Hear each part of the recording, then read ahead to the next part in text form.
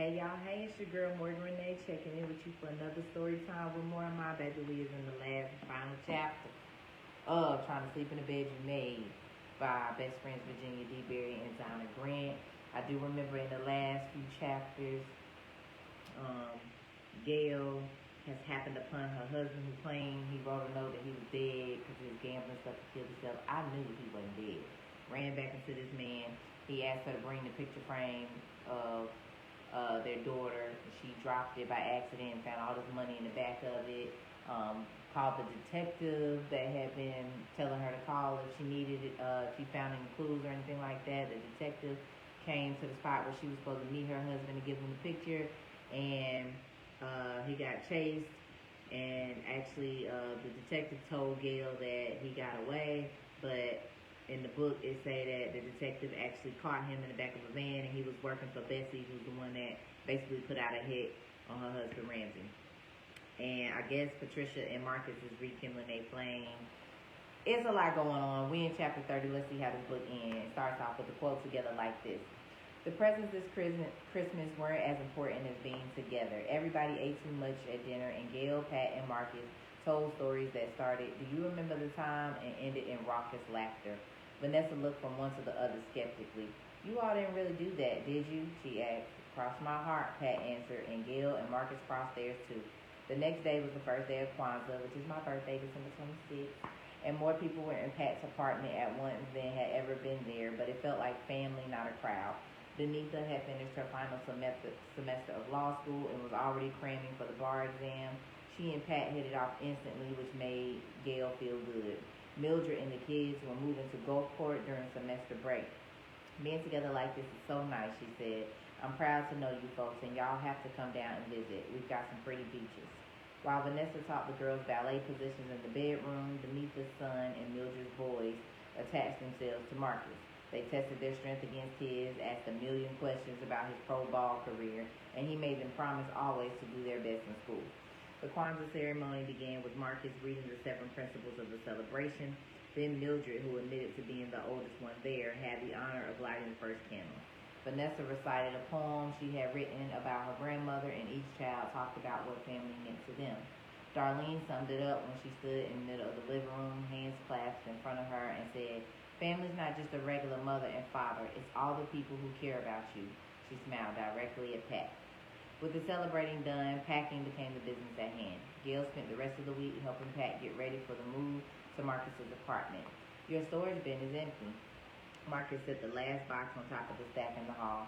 "Vanessa and I might be a little late. I'll take her for lunch after her therapy, if that's all right with you, Mama." Fine with me, Uncle Marcus. Hold on, let me read this back. What? Who's Mama? "Your storage bin is empty." Marcus set the last box on top of the stack in the hall. "Vanessa and I might be a little late. I'll take her for lunch after her therapy, if that's all right with you, Mama." "Fine with me, Uncle Marcus." Gail propped her arm on the stack of boxes near the door. "You ready, Miss V?" Marcus called. He turned to Pat. "You need anything from the outside world?" "Not a thing." Pat stretched up on her tiptoes, and Marcus kissed her. "Oh, they're kissing." Vanessa came down the hall. "They're supposed to. You get your coat," Gail said. Marcus already had it off the hanger. He held it for Vanessa, then they were out the door. "You think they'll be all right?" Pat peeled the cellophane from a candy cane she snatched from the tree. "Marcus and Vanessa? She'd follow him to the moon, or didn't you notice?" "Vanessa's having her first crush," Gail winked. "On Marcus? You're kidding." "And I was worried about how they get along." Pat dragged on her candy like it was a cigarette.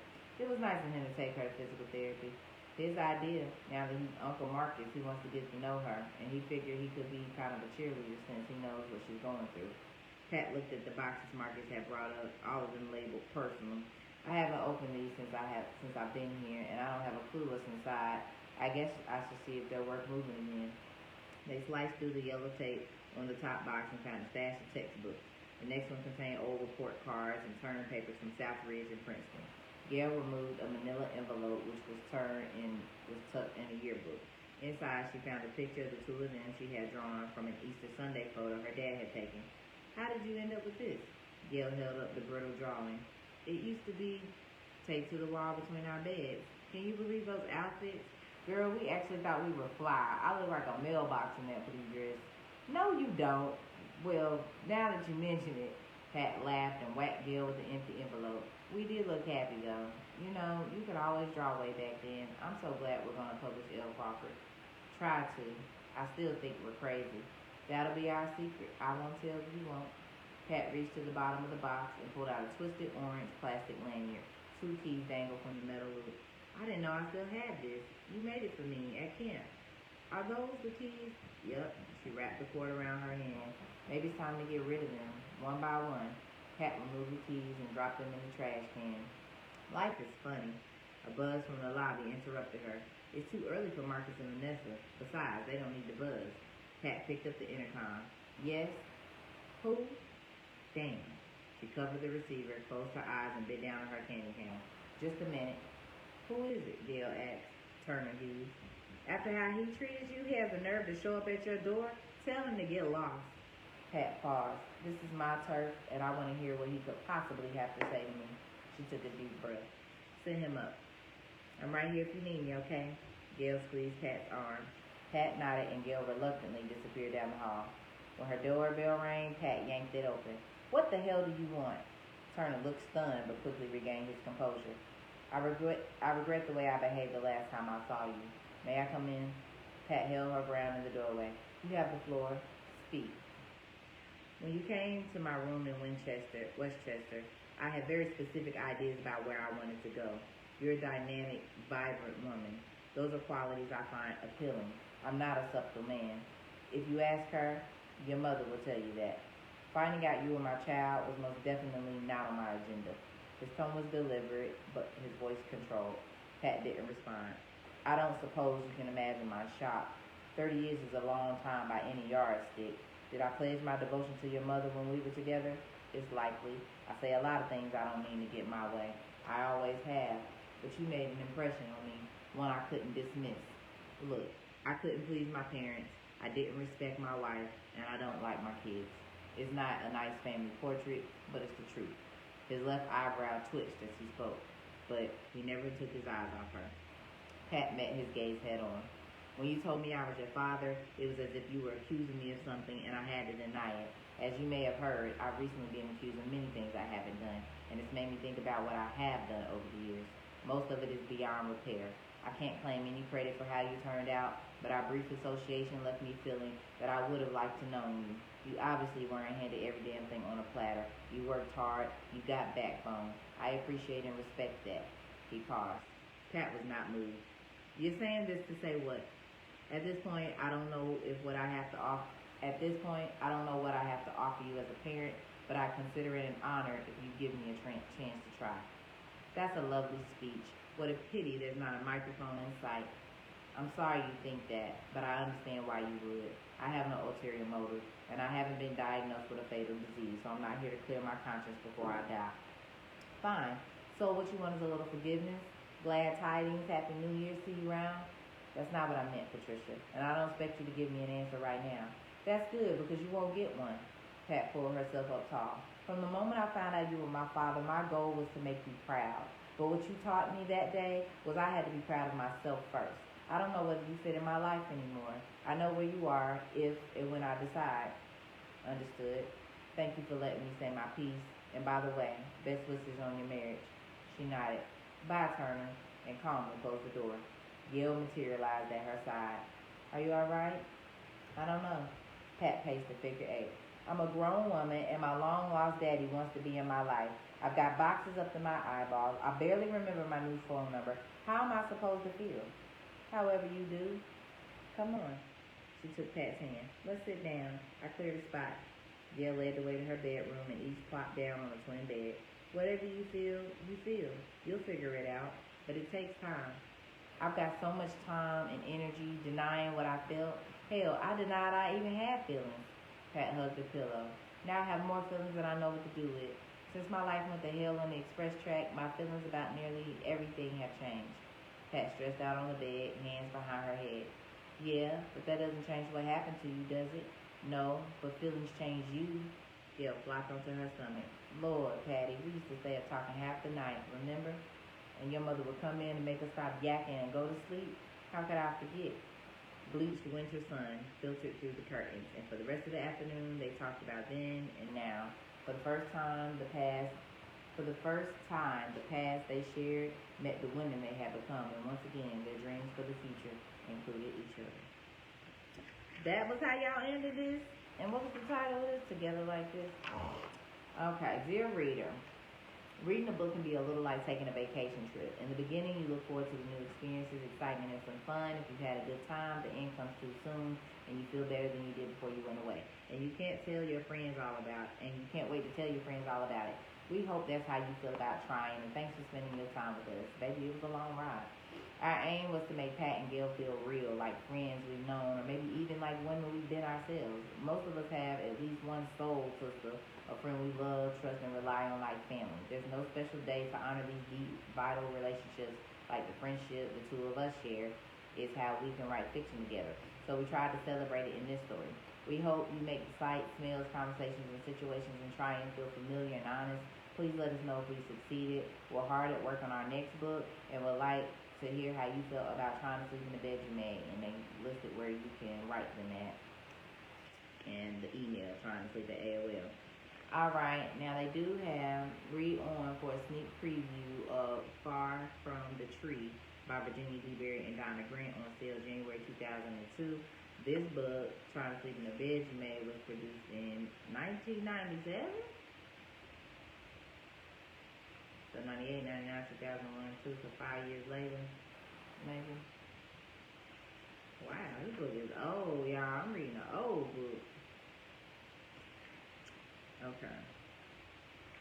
Do I feel like reading it? I may have, they got a prologue, chapter 1. Let me just read it so I can be done with this book officially. Okay. So this is a sneak preview of their book, Far From the Tree by Virginia DeBerry and Donna Grant. And y'all let me know, decide if I should find this book and read it. Prologue, dwelling on the past won't change nothing now. Tuesday, October 1st, 1957, Prosper, North Carolina. Wish I never heard of Prosper, North Carolina.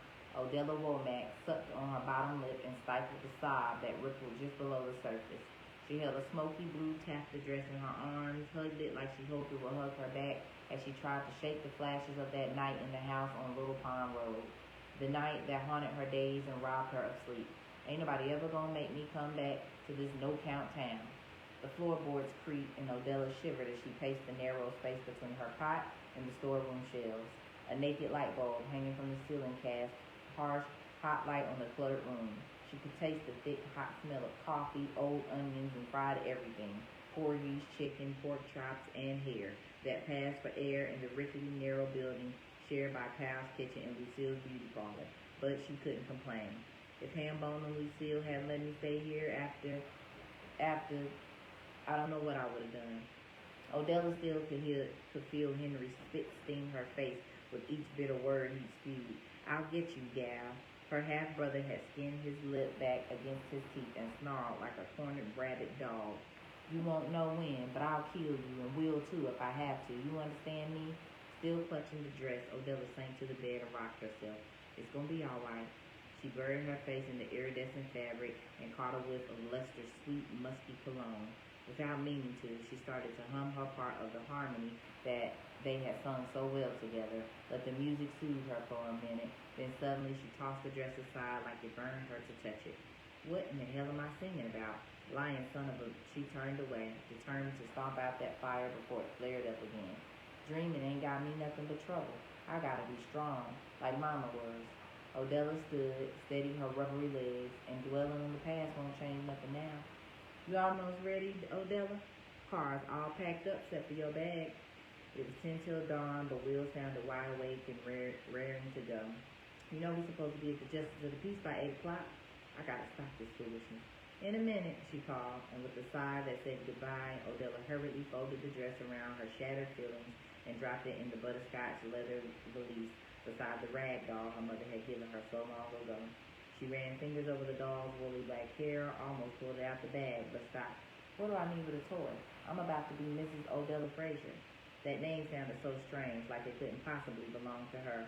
Odella had never put her name with Will's before, but she tried on Lester's many times.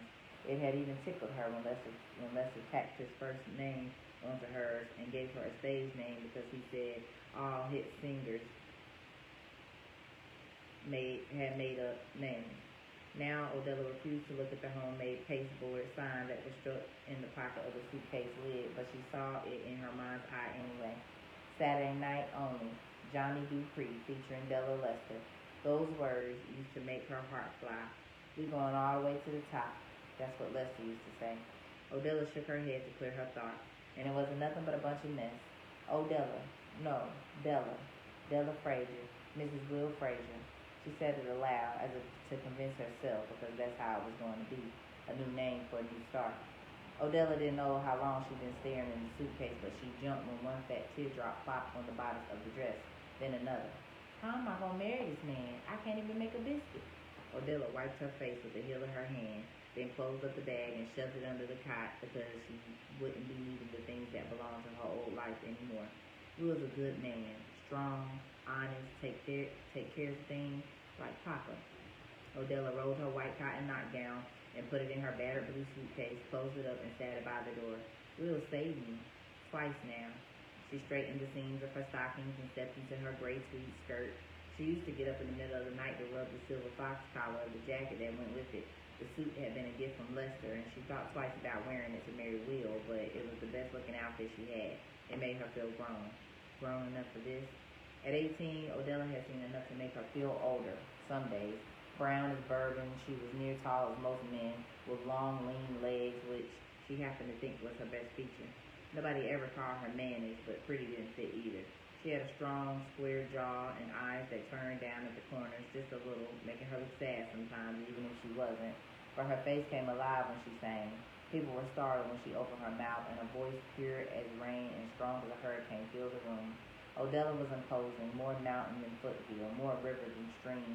She wasn't the ribbon or the bow or the pretty wrapping paper. Odella was the whole package, and she just didn't know it. You ain't gone and chickened out, have you? Hambone called to her from the kitchen on the other side of the dingy flowered curtain where he was getting ready for the first morning customer at Pal's. I ain't studying you, Hambone. She propped her hand mirror on the shelf against the red and black Louisiana coffee can, stooped down, and combed through the tight rows of hard curls Lucille had put in last night with her smallest curling iron so they'd last. They had pretended like it was a regular hairdresser visit, so neither of them had to face goodbye. For the weeks Odella had stayed in the storeroom, she'd watched Lucille and Hambone like a hawk. They seemed to be as different as day and a potato, but every spare moment they'd be huddled up together, talking, laughing, acting like they preferred each other's company to anybody else in the world. That's just how Will and me are gonna be. She put on her jacket, buttoned it to the top, but didn't allow herself to fondle the dense, soft fur this time. I know me and Will gonna have a better life than the one we have in this town. I'm ready.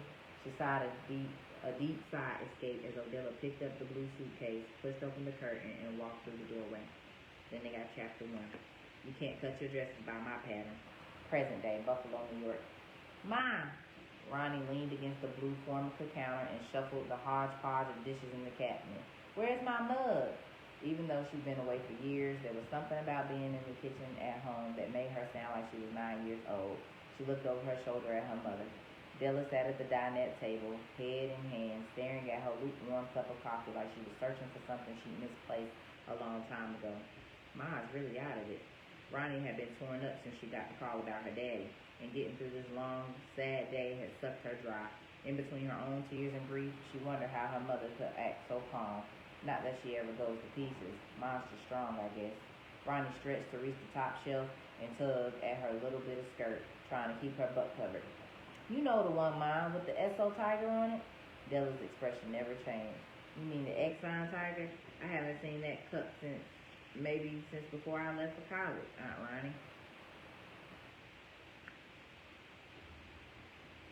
Nikki left the bag of garbage she was tying and opened another cabinet to look. There are 100 mugs here.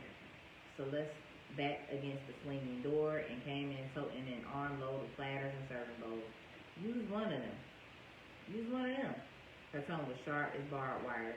She set the stack on the counter and examined a gold-rimmed plate. Friends call themselves helping you, but these are still greasy, Mother.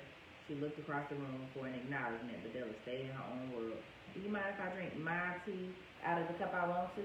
Ronnie slid a full wrapped pound cake, a stack of paper plates, and a shrink-wrapped fruit basket out of the way and hoisted herself up on the counter.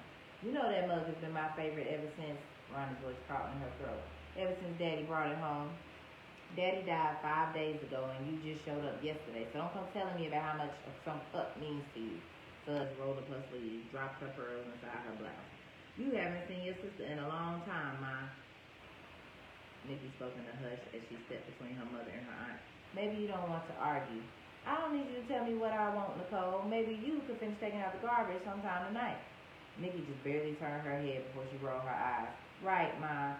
And you might sit on kitchen counters in New York, but we don't do that here. Celeste reached in the pantry and snatched the apron. Ronnie crossed her leg defiantly. Fine, sit there, but I have work to do. Celeste turned the hot water on full force. Of course, helping out would be of no interest to you. Get over yourself, Ronnie barked, then jumped down from the counter. This has been a hard day, and I'm exhausted. Exhausted? Celeste gripped the sink with both hands to keep from throwing the plate to her sister. You flew in here yesterday like the queen bee, acting like everybody was supposed to stop what they were doing and buzz around you. I did not. You have no idea what we've been through this week. All the planning, the arrangements, funerals don't just happen. Celeste took aim and launched a laser beam of anger. And where were you? I got here as soon as I could. Ronnie's red-rimmed eyes filled with tears. Don't start that again, Celeste snapped. The bickering finally penetrated Della's haze. She left her long-ago memories of leaving Prosper at the bottom of her coffee cup and looked up at her daughters.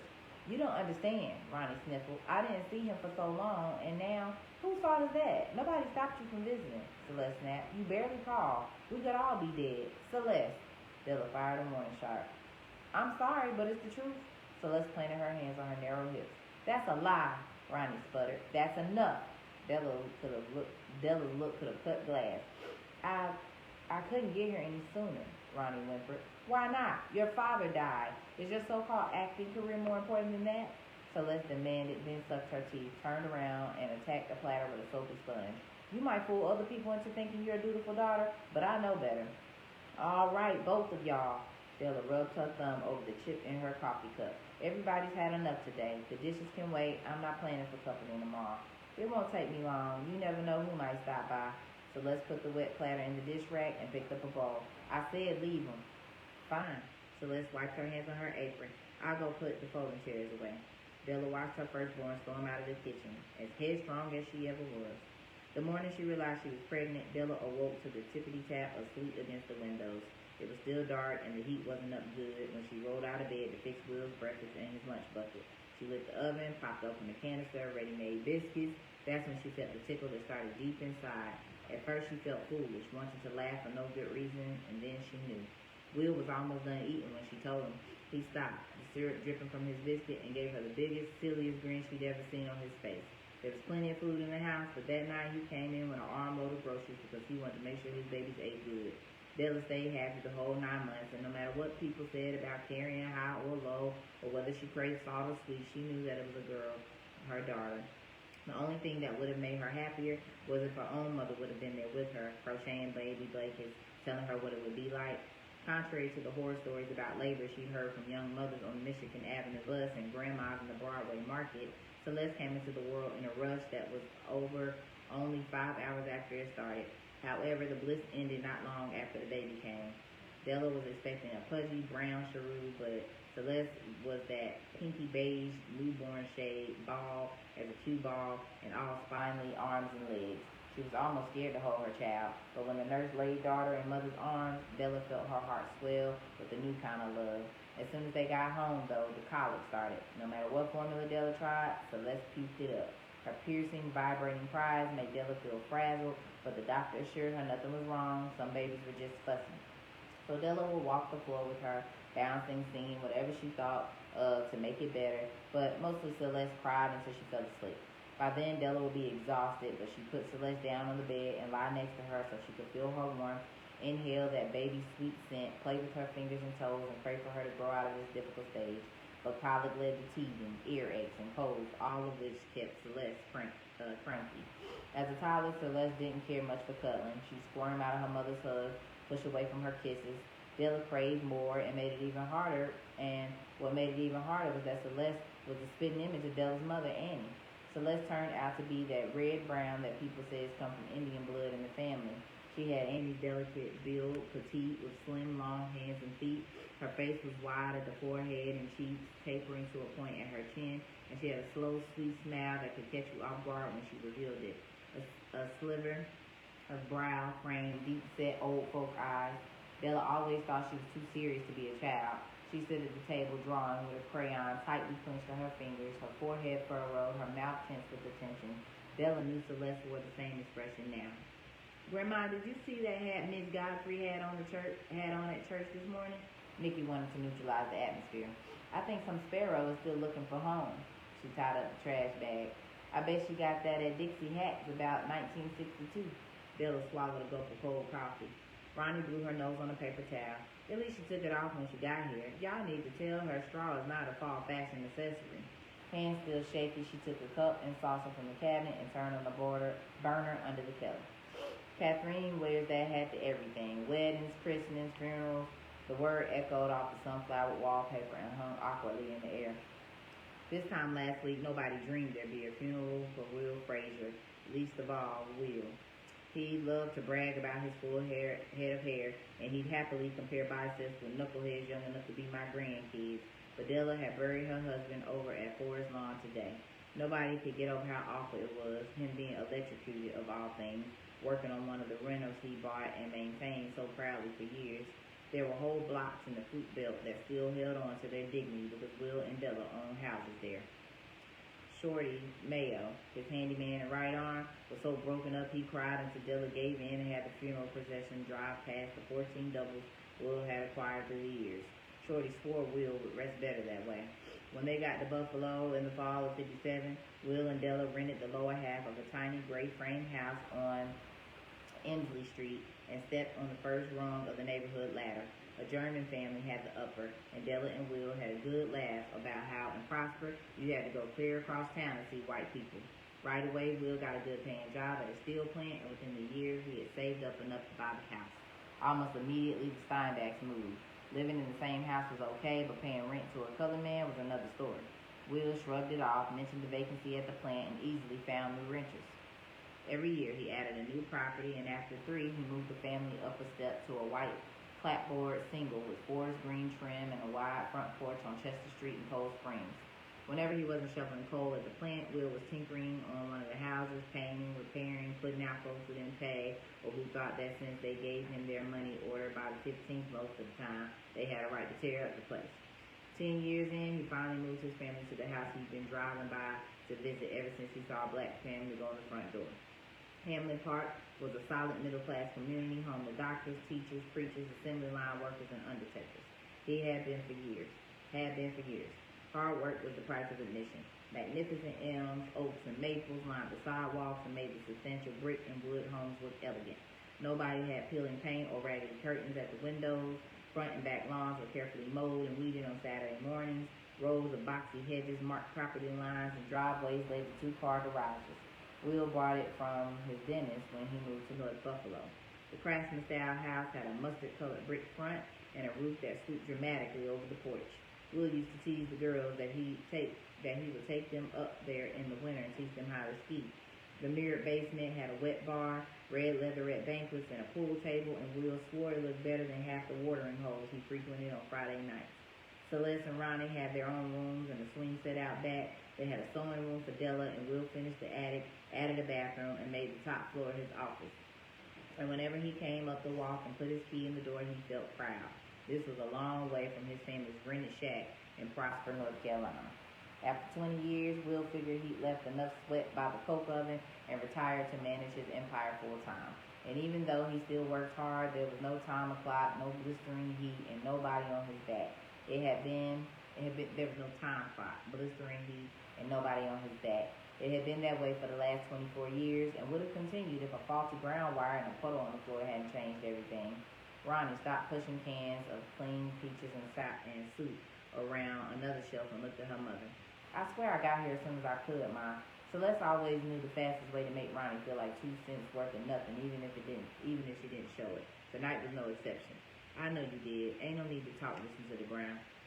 Della absent-mindedly flipped crumbs off the bust of the green flowered duster she stuck on after visitors had gone. Okay, Mamacita. Ronnie doused the tea bag with hot water. When she got home yesterday, she was shocked by how much older her mother looked. The sprinkling of gray at Della's hairline had sprouted into a fuzzy ring around her face, and she moved slower than she used to. Ronnie piped up before the silence was too thick. Where's the honey? Somebody told me it wouldn't collect on my hips as fast as sugar. She flipped the hair of her dark auburn human hair fall. She flipped the hair of her dark auburn human hair fall, the one she trimmed herself so it hung straight down her back, and the bangs dusted her brows a la supermodel. She wore it when she hadn't quite made it to the hairdresser to get her extensions tightened. Hands on hips, she flashed a honey-dripping smile and batted her eyelashes. Girls my age have to work to keep it together, you know. Girls your age, ain't that nothing. Della mashed stray cracker crumbs off the table with her middle finger and sprinkled them in an empty plate. Sugar or honey makes no difference. It all goes to the same place. Nikki still had on the tangerine knit dress she had worn because her granddaddy liked it so much. She had worn it for her graduation from Cornell, and she said it made her stand out in the crowd like she should. Her mother didn't see it as appropriate tribute, and they were still only half speaking. I knew it sounded too good to be true. Ronnie squeezed her tea bag against the spoon, flopped it in the sink, then looked up at Nikki. I can't believe I'm getting nutrition advice from you. Look at you. I swear you were just a little pipsqueak, but I haven't seen you in 4 years. Della knew exactly. Ronnie had been scarce ever since she first left right home after high school, and over the last 17 years, her visits had gotten fewer and farther between. It can't be, can it? Ronnie shook her head, looked off for a moment. She couldn't believe it had been that long since she'd seen her dad, and now you're bigger than me. She turned back to Nikki. I got the nerve to be managing a hotel restaurant. I'm scared of you. Assistant manager, and it's just a cafe, not the caviar and wineless restaurant. Well, I'm proud. Doing your thing moving to Atlanta. I know your mother had a cow when you told her that. Ronnie continued her cabinet search. A cow? How about a herd? Nikki set the trash bag by the back door, listened for the approaching footsteps. You should hear her. On one hand on hip, she waved the other back and forth, underscoring her words. Why do you want to live all the way down there? Restaurants, any fool can work in a restaurant. You're smart, Nicole. You should apply to law school. At least get your MBA, blah, blah, blah. She won't give a rest. That's my sister, Celeste the Magnificent, all-seeing, all-knowing. Ronnie plunked the remaining half of the 5-pound stack of sugar on the counter and fished between the boxes of cake mix and chocolate pudding. You made it through the worst of it. How bad can she annoy you 1,000 miles away? Nikki pulled a new garbage bag from the box, flapped it open, and lined the can. Yeah, but I'm afraid I've got something to tell her that's going to fire her up again. She paused. She wasn't planning to bring this up, but now she could feel the question marks aimed at her. She probably pregnant. Besides, these seemed calmer waters to test. She sighed, dropped her voice. I want to quit my job and go to culinary school. I want to be a chef. Oh, shoot. Is that all? What's wrong with that? It's in the same field. Ronnie opened the refrigerator and examined the bottles on the door. You don't get it. To my mother, I'm a manager. At least you can tell people I'm in charge and I'm planning to run a major international hotel conglomerate someday. A chef, I might as well tell her I'm flipping burgers. Move and let me find this honey before you have the whole kitchen upside down. Della planted her fist on the table, lifted herself out the seat, and shuffled slowly across the room. Her big toe had poked through her pantyhose. Ronnie rested her hands on Nikki's shoulders. It's your life. If it makes you happy, she'll have to fix herself and deal with it. Della could hardly keep from grinning. Look who's giving advice. They won't have to pay for it. Nikki had this conversation 100 times in her head, knew all the arguments. I work part-time, and don't sweat this, Nick. Celeste did what she wanted. She can't run you, too. Is that right, Mom? Isn't that right, Mom?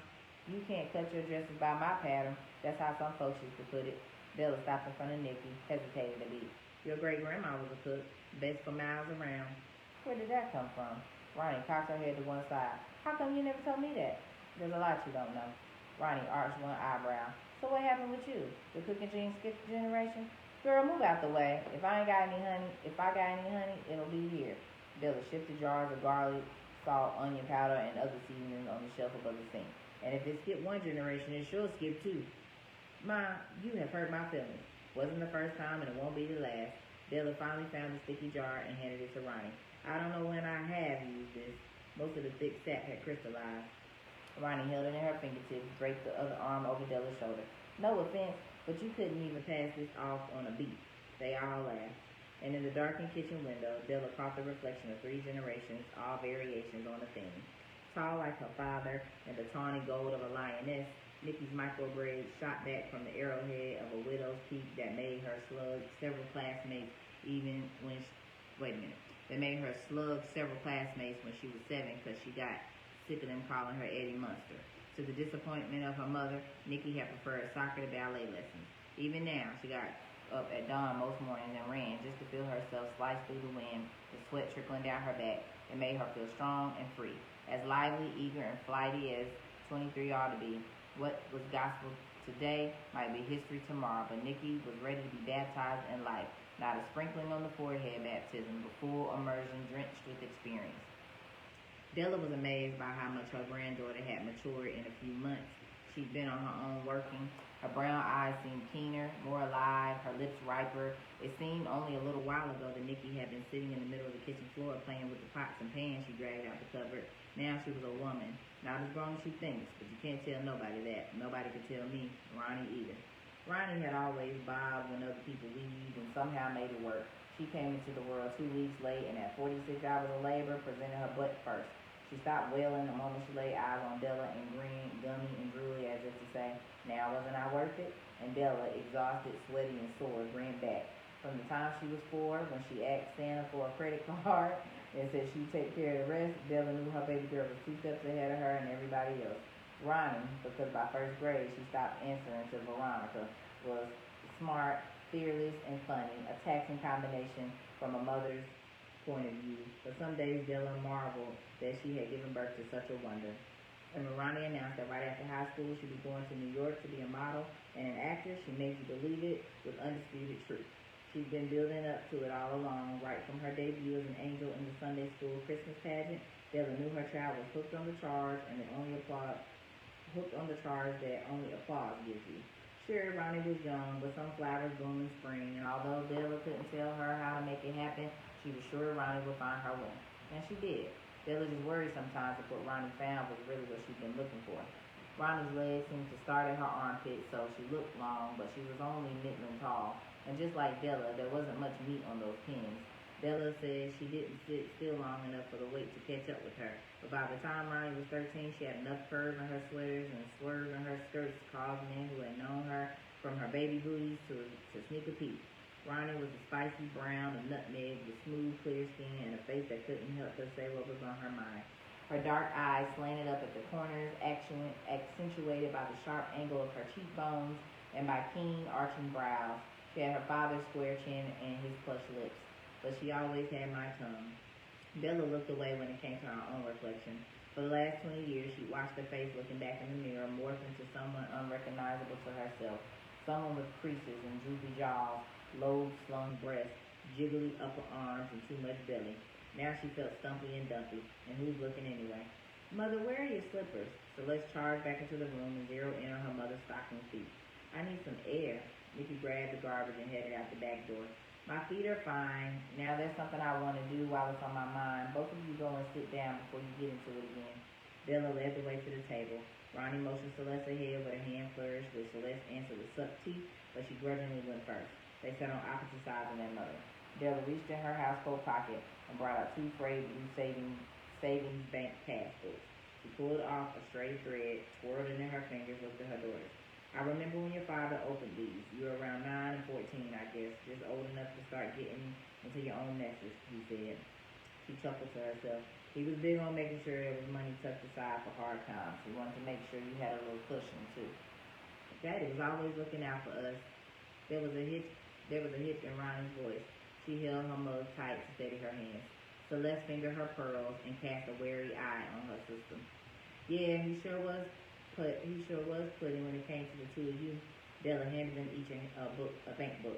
Anyway, you never did get yourselves in trouble. Leastways, none you told us about. You've been grown for a long time now, so I can figure you can hold on to your own rainy day stash or do what you want with it. Celeste laid her eyes on the table, covered it with her palms, and bit the inside of her cheek to stay composed. She'd done it so often over the past few days that it was raw. Ronnie quickly opened the cover. It was a joint account, she and her father. She turned the pages until she found the last entry, May 23rd, 1984. The balance came to $10,376.54.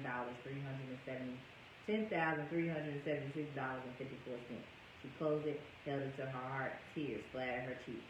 Della looked at her daughters. They're both the same. I don't know what else he left you, but how can he be gone? Ronnie rocked back and forth in her seat, the tears coming faster. Celeste drummed her fingers on the table. Oh, spare me the performance. You couldn't wait 2 seconds to see how much was in there. I never asked Daddy and Mom for a dime, and you know it. A fringe of Ronnie's hair stuck to her wet cheeks. She acts like she's the only one with feelings, Celeste shot back. Celeste, leave it alone. Della reached over, patted Ronnie's arm. Why did this have to happen? Ronnie folded her arms on the table, laid her head on them, and bawled. It's all right, baby. Della wrapped her arm around Ronnie's shoulder and held her. I don't believe this. Celeste got up and walked to the other side of the room to keep from exploding. She paced, trying to suck down the rest of what she had to say. Through the window, she saw the flash of headlights pulling into the driveway and prayed it was Everett so she could get the hell out of here before she had to listen to one more word of her sister sniveling. Standing on her tiptoes to look out the window, she saw Nikki waiting on the steps and Everett unfolded from the car. Thank God, she said under her breath and hurried to the hall closet where she snatched her suit jacket, pocketbook, and Nikki's leather backpack to save time. All Celeste wanted was to get out the house. Does Mrs. Godfrey ever stop talking? Everett held back the door, open for Nikki as they came into the kitchen. And where on earth did she find that hat? Nikki looked up at her father and stifled a giggle. You knew Everett was tall when you saw him, but it wasn't until you got up close that you realized how big he was. When they were dating, Celeste's girlfriends used to ride her about the tall men who were wasted on little bitty women. Everett was a golden brown of single malt scotch with a voice and a manner that was just as mellow. By the time he met Celeste, when he was a second-year med student at the University of Buffalo and she was a college junior, he already had the mustache and goatee. He had a serious fro, too, round like a mushroom. Now all he had left was a half a halo. The sleeves of Everett's black mock turtleneck were pushed up to his elbows. He and Celeste had words about his attire this morning. He didn't wear ties anymore, decided they were pretentious and unnecessary. Will certainly knew that, so Everett saw no reason to wear one at his funeral. Celeste met them at the back door, handed Nikki her bag. I'm ready. Let's go. Everett saw Ronnie and Della hug together. Why don't we stay for a while? He said softly to Celeste. She shook her head and scowled. Be back tomorrow, she announced. Della looked up and nodded, and Celeste was out the door. Well, that is the sneak peek to another book that they wrote that came out in 2002. I might look into it. Her books are mighty long. What was the name of this? And who was Odella and all that? This was called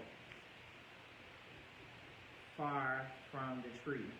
Alright, well thank you for tuning in all these months with me for Trying to Sleep in the Bed You Made by Virginia DeBerry Donna Grant. We are finally finished with this book. I appreciate y'all and be looking forward to some of the new reads that I have coming up. Alright, peace.